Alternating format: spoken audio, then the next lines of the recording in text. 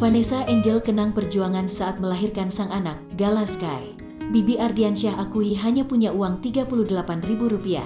Vanessa pun menceritakan perjalanannya dalam menghadapi semua masalah.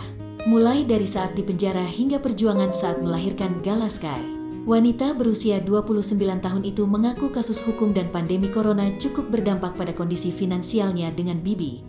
Apesnya lagi pas Vanessa ketangkap, aku ketipu orang. Terus karena COVID-19 enggak boleh keluar dari rumah. Handphone disita, jadi enggak bisa ngapa-ngapain, ungkap Bibi. Stres banget, sama dia, cuma nangis berdua pelukan, imbuh Vanessa.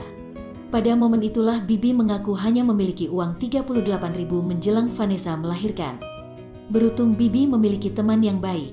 Ia rela menjual sepeda dan hasil penjualannya diberikan setengah kepada Bibi. Belum berhenti di situ, Bibi juga mengaku sempat keliling mencari rumah sakit yang mau memberikan endorse untuk persalinan Vanessa.